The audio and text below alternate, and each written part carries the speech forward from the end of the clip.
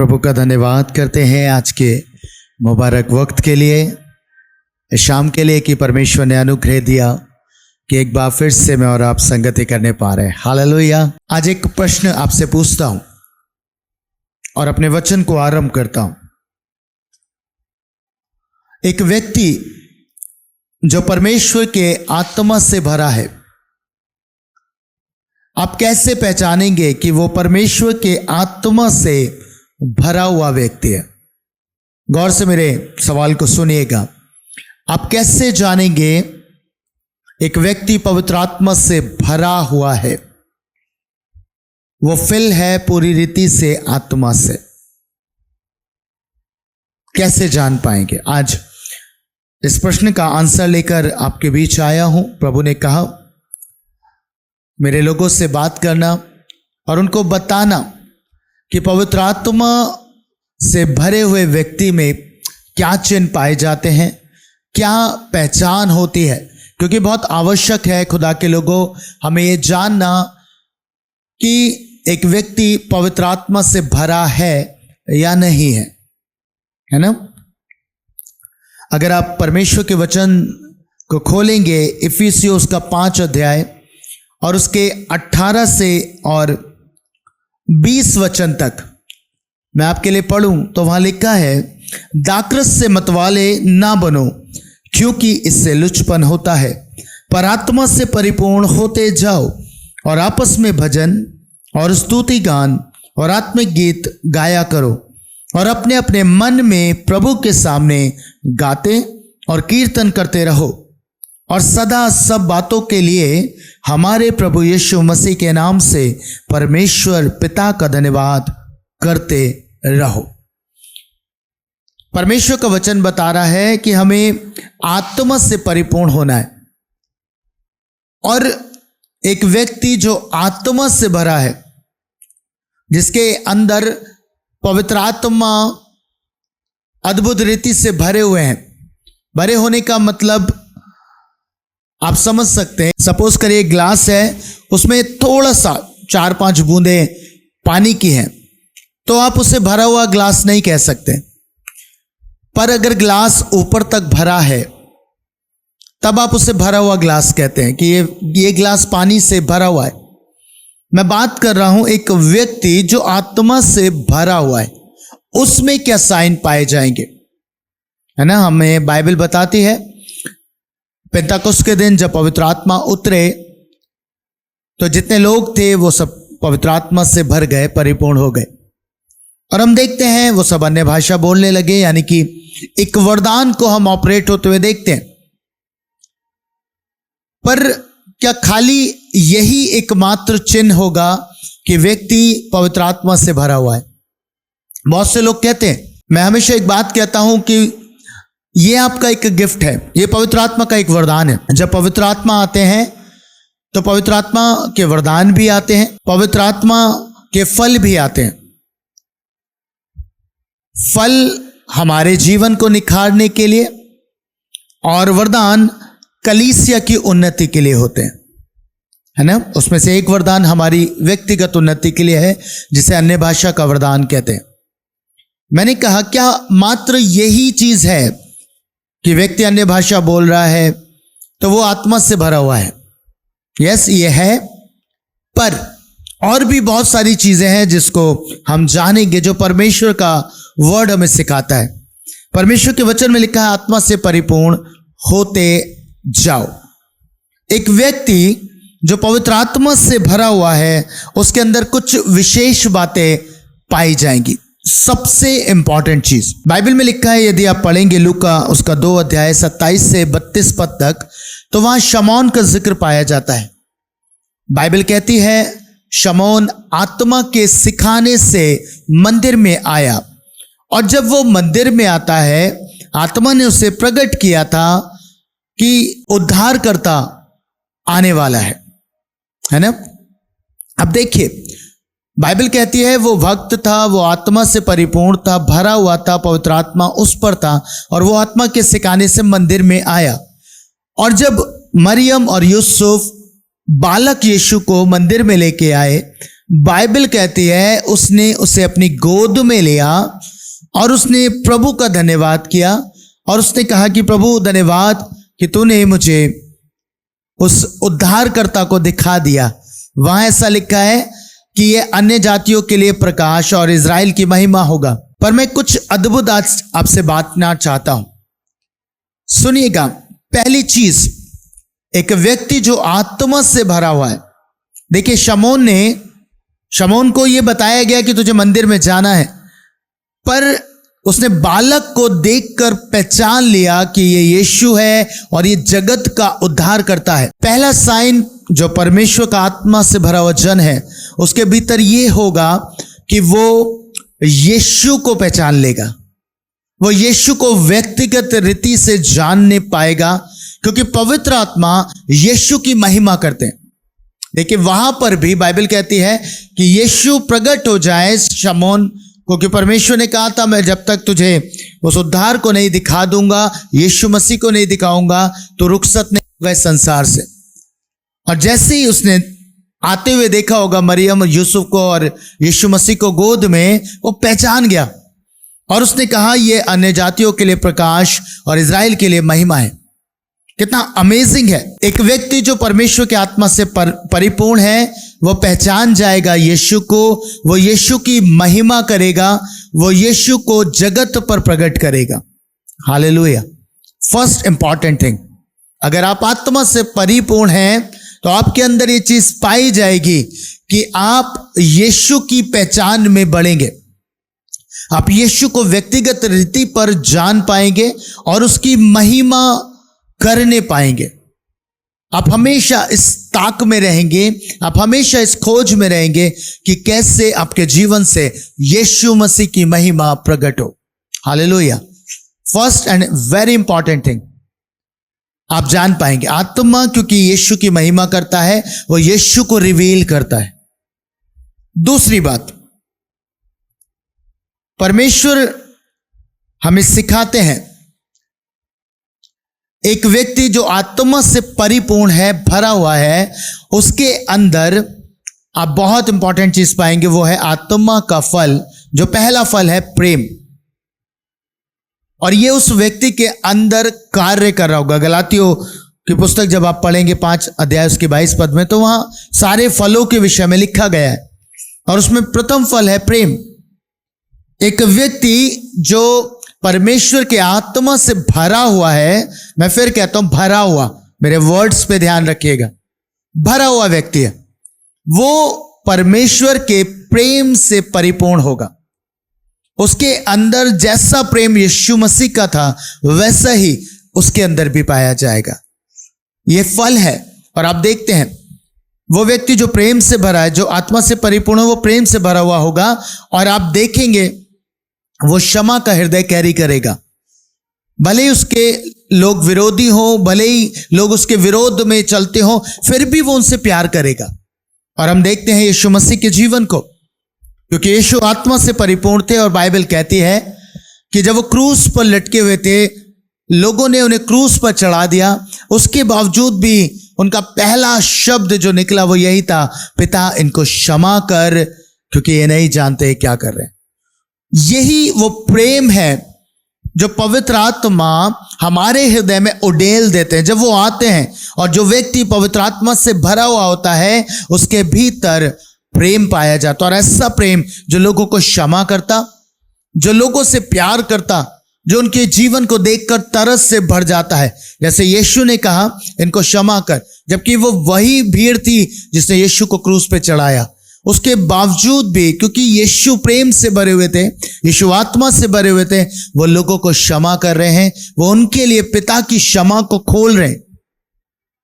यही एक साइन होगा कि अगर आप परमेश्वर के प्रेम से भरे हुए, पवित्र आत्मा से परिपूर्ण है, प्रेम आपके जीवन में दिखाई देगा। आप लोगों से प्यार करेंगे। ऐसा नहीं है कि वो आपसे प्यार करते हैं तो ही आप उनसे प्यार करेंगे, नहीं। वो आपसे नफरत भी करें, वो आपके पीठ पीछे बुराइयां भी करें, वो आपको नुकसान भी पहुंचाएं, उसके बावजूद भी आप देखेंगे अपने जीवन में कि आपके भीतर से उनके प्रति प्रेम उमड़ेगा। प्रेम, आप उनसे प्यार करेंगे। और यही साइन होगा। मैंने बताया, पहला आप यीशु की महिमा को देखेंगे, आप यीशु की महिमा करेंगे और आप पहचानेंगे यीशु को व्यक्तिगत रीति पे।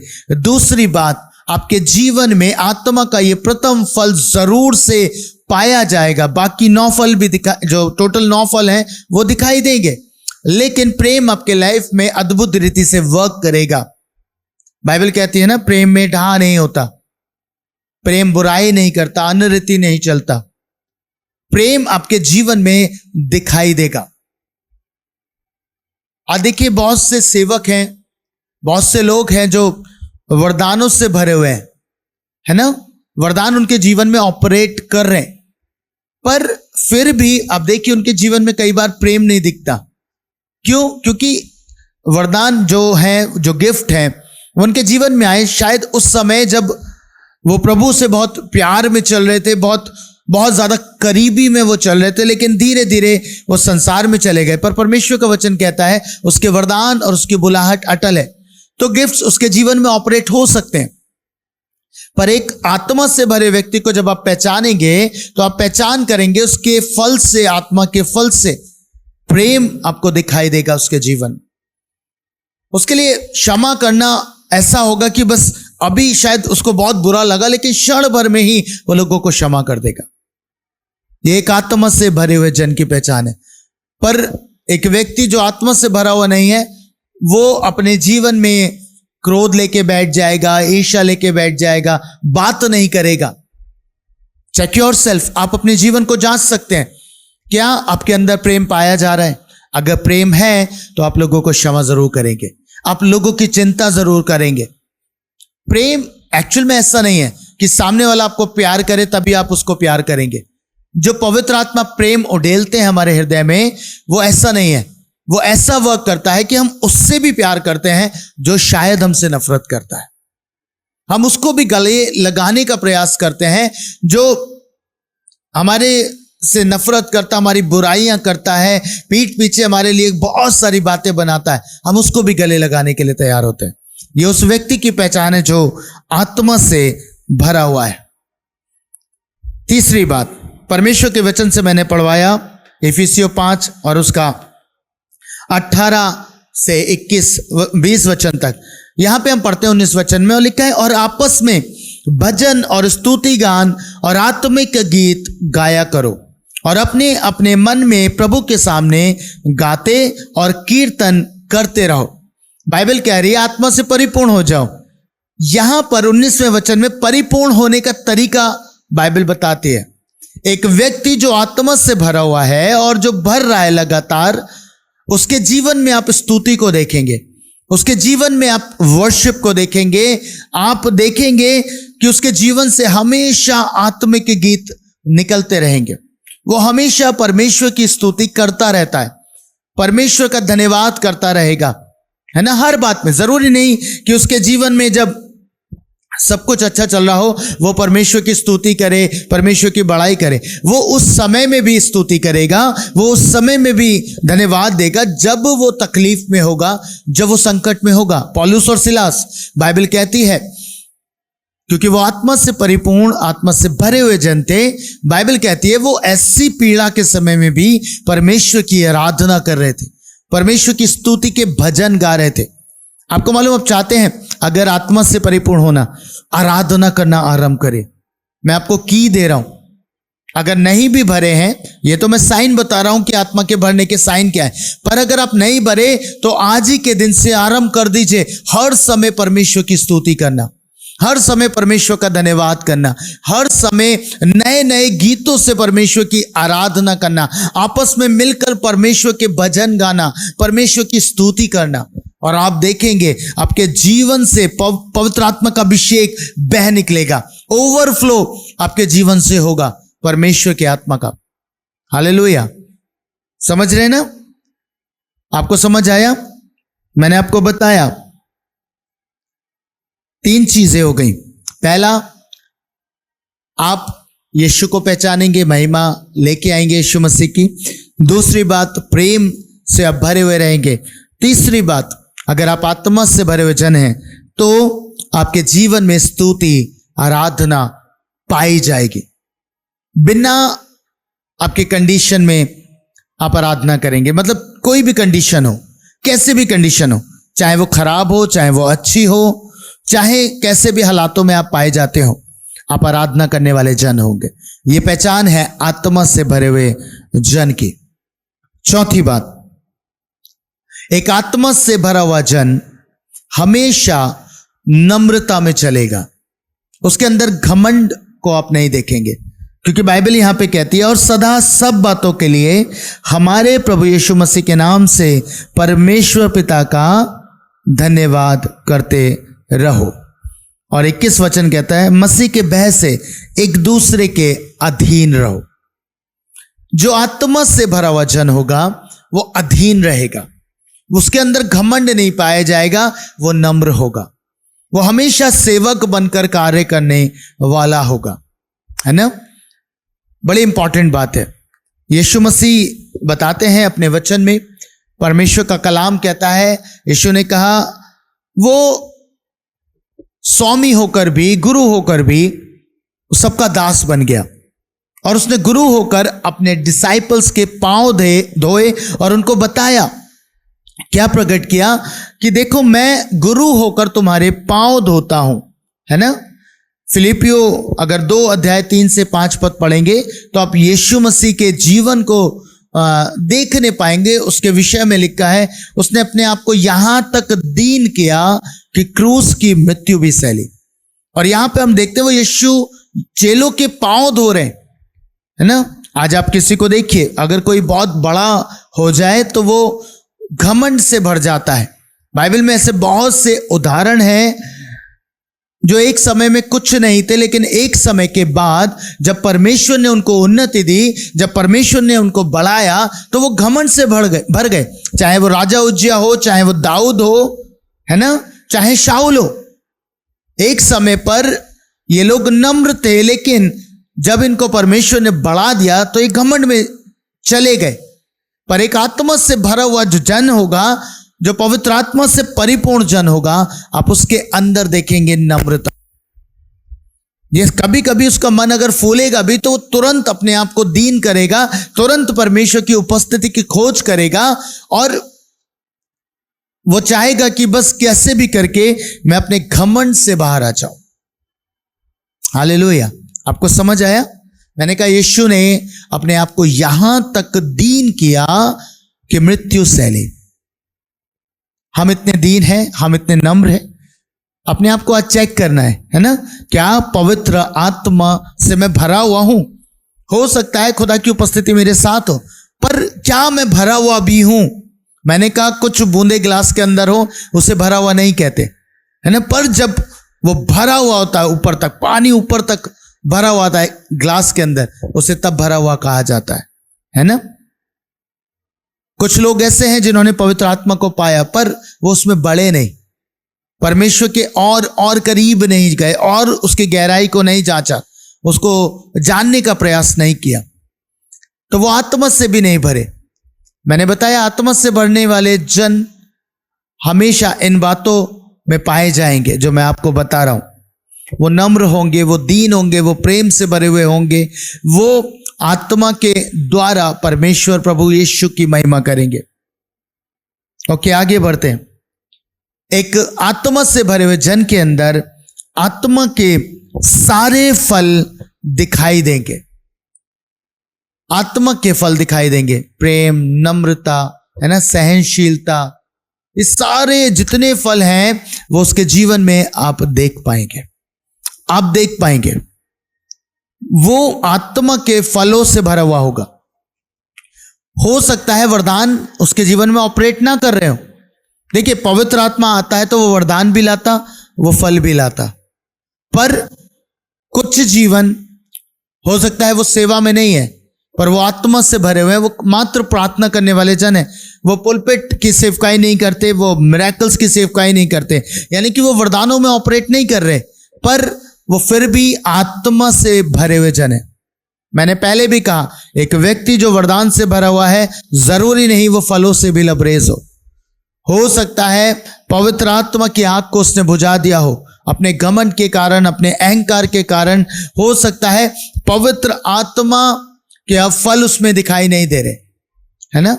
बहुत इंपॉर्टेंट होते हैं फल। मैं आपको क्यों कह रहा हूं, आपको मालूम फल ही है जो आत्मा के वरदानों को नियंत्रित करते हैं।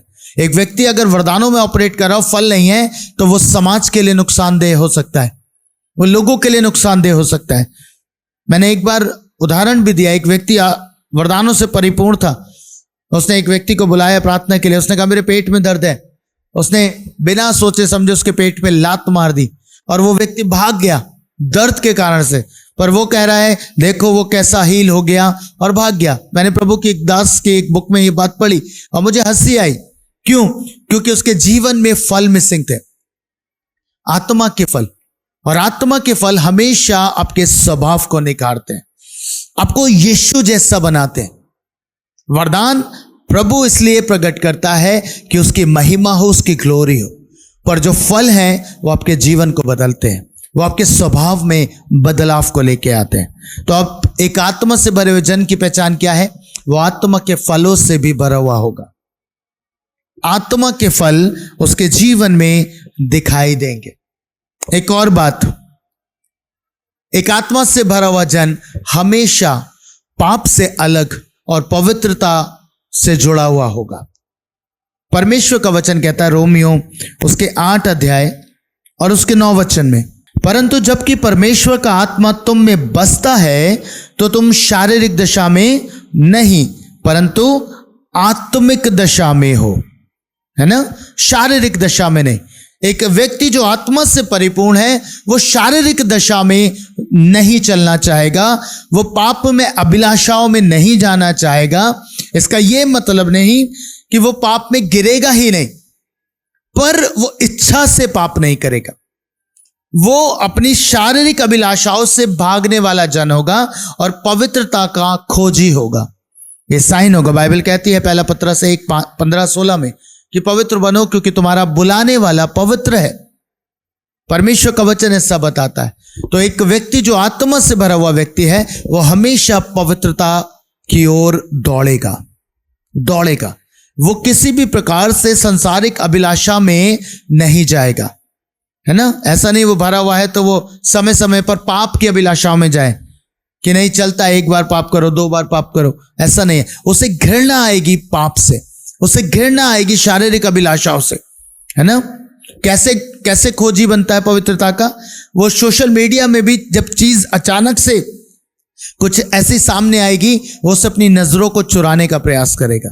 पर एक व्यक्ति जो सांसारिक अभिलाषाओं में लिप्त है, भरा हुआ है, वो व्यक्ति उससे नजरें नहीं चुराएगा, वो उसको एंजॉय करेगा, है ना। एक व्यक्ति अचानक से उसके सामने कुछ चीज आ गई तो वो अपनी आंखों को फेरने का प्रयास करेगा, वो कोशिश करेगा कि वो अपनी आंखों को बचाए, क्योंकि उसे पता है कि मुझे ये चीजें नहीं देखनी। मैंने कहा वो एक प्रकार से संसार से अलगाव में रहता है ना। वो संसार में होकर भी संसार की तरीके से नहीं चलता।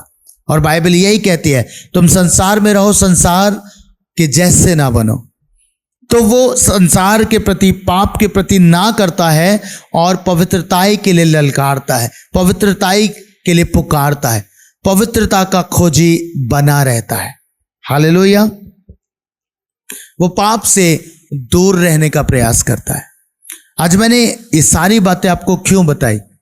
ताकि आप इन बातों को जान सकें, क्योंकि जिस युग में हम चल रहे हैं, मैं हमेशा इस बात को प्रचार करता हूं, ये डिसेप्शन का युग है ना। डिसेप्शन बढ़ रहा है। आप समझ नहीं पाएंगे कौन आत्मा से परिपूर्ण है, कौन डीमन पोजेस्ड है, कोई कैसे सेवा कर रहा है, परमेश्वर की आत्मा से कर रहा है या शैतान की आत्मा से कर रहा है या अपनी ही आत्मा से सेवा कर रहा है। तो आपको बहुत जरूरी होगा कि आप मेडिटेट करें पवित्र आत्मा के ऊपर, क्योंकि पवित्र आत्मा ही हमारे जीवन को कंट्रोल करते हैं जब हम आत्मा पर मनन करते हैं, है ना।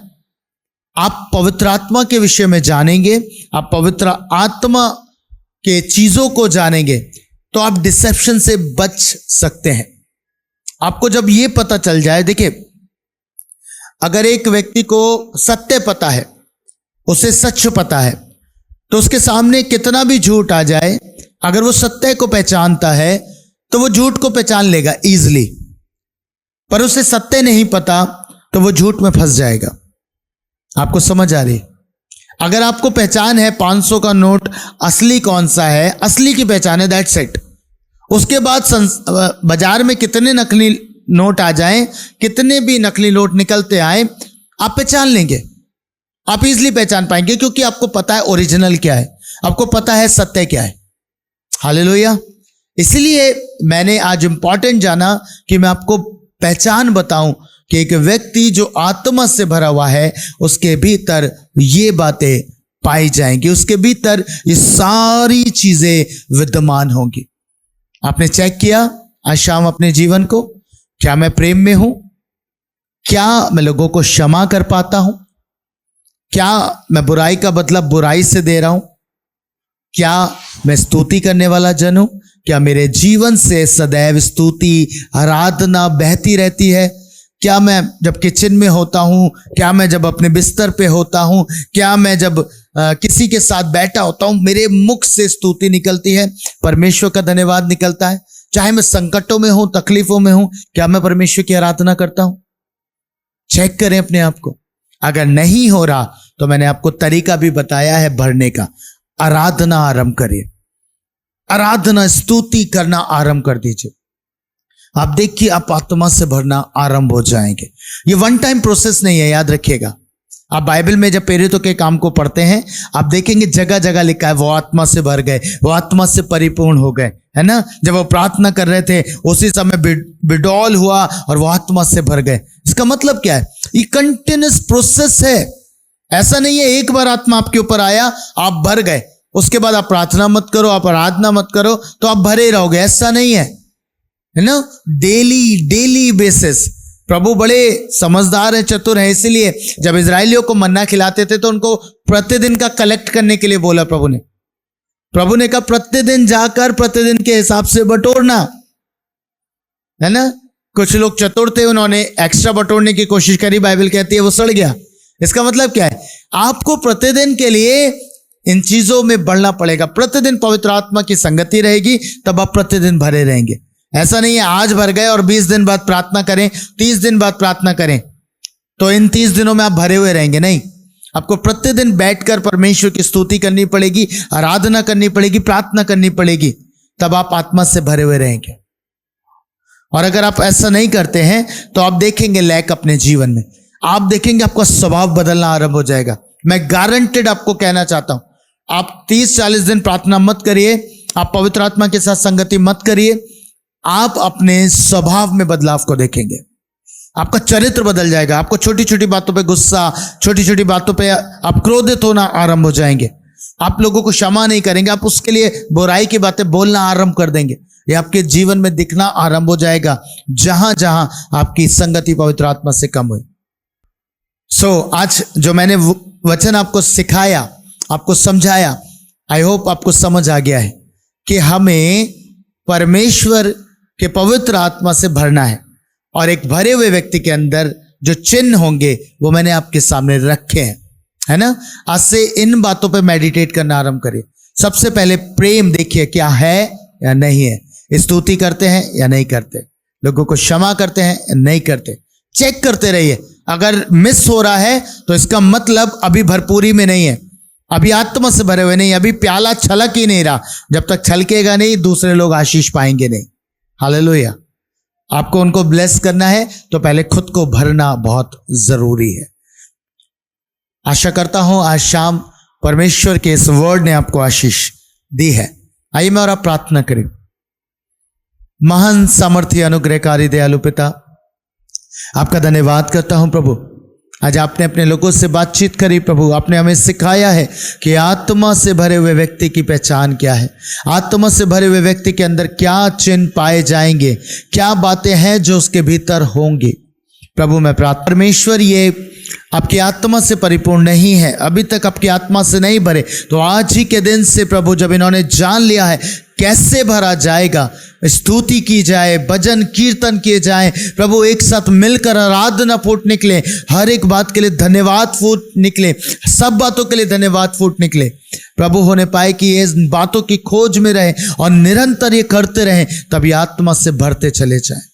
पिता, मैं प्रार्थना करता हूं यदि किसी ने अपने उस अभिषेक को खो दिया है, आज के दिन में मेरी विनती है प्रभु, अपने उसी अभिषेक से उसे दोबारा से आशीषित करें, दोबारा से प्रभु उसको प्रार्थना कक्ष की ओर फेर के लेके आए, दोबारा से उसके जीवन में अद्भुत रीति से कार्य करें प्रभु। वो दोबारा से आपकी संगति में आ जाए, पवित्र आत्मा की संगति में आ जाए, क्योंकि प्रभु हमारे स्वभाव, हमारे चरित्र का निर्माण केवल परमेश्वर आपकी आत्मा के द्वारा होता है। आपका आत्मा ही हमें प्रोत्साहित करता है, आपके आत्मा के द्वारा ही हम जान पाते हैं कि हम आपके बेटे और बेटियां हैं प्रभु। ये शारीरिक दशा में नहीं है, जब परमेश्वर आपका आत्मा इनके भीतर है तो ये आत्मिक दशा में बने रहें, ये आत्मा की पवित्रताई में चलते चले जाए। मैं आपके नाम से यीशु मसीह हर एक जीवन को आशीष देता हूं, हर एक जीवन को ब्लेस करता हूं प्रभु जी। जो लोग आज के दिन में प्रभु इस सभा का हिस्सा है, उनके जीवन पर आपकी बरकतें खुल जाएं, आपकी आशीष खुल जाएं, किसी प्रकार की घटी इनके जीवन में ना होने पाए, ये आत्मा से भरे रहें प्रभु जी, और सदा धन्यवाद करें प्रभु, सदा आपकी उपस्थिति के खोजी रहें, सदा प्रभु अपने जीवन में आपके अद्भुत कार्य को देखने पाए। प्रभु यीशु मसीह आपके मुबारक नाम में मांगता हूँ, आमेन। मसीह में प्रिय भाइयों बहनों, अगर आप प्रभु के दास अभिषेक सिंह के द्वारा दिए गए वचन व प्रकाशन व प्रार्थना के द्वारा आशीषित हुए, परमेश्वर की आत्मा ने आपसे बातें की, तो आप जरूर से अपने अनुभवों को हमारे साथ साझा करें। अगर आपके जीवन में कोई गवाही है तो उससे भी आप जरूर से हमारे साथ बांटें। आप हमें प्रार्थना भवन पर संपर्क कर सकते हैं। हमारा नंबर है 8868986734। मैं दोहराती हूँ 8868986734। अगर आप हमारी सेवकाई से जुड़ना चाहते हैं तो आप हमारे दिए गए व्हाट्सएप नंबर पर अपने नाम को, अपने शहर के नाम को भेज सकते हैं, या फिर आप हमें कॉल भी कर सकते हैं। हमारा नंबर है 8868986734। यदि आप हमें भारत के किसी भी क्षेत्र से देख रहे हैं और सेवकाई में मदद करना चाहते हैं, तो इस समय आपकी स्क्रीन पर जीसस केयर मिनिस्ट्रीज का QR कोड और बैंक डिटेल्स दिखाई जा रही हैं। आप उसके माध्यम से अपने दानों और दशमांश को बो सकते हैं। अगर आप प्रभु के दास के द्वारा दिए गए वचनों को सुनना चाहते हैं और आराधना के गीतों को सुनना चाहते हैं, तो आप हमारे YouTube चैनल्स को सब्सक्राइब कर सकते हैं। और इस घड़ी हमारे YouTube चैनल्स के नाम आपके टीवी स्क्रीन्स पर दिख रहे होंगे। आप हमें Facebook और Instagram पर भी फॉलो कर सकते हैं। परमेश्वर आप सबको आशीष दे।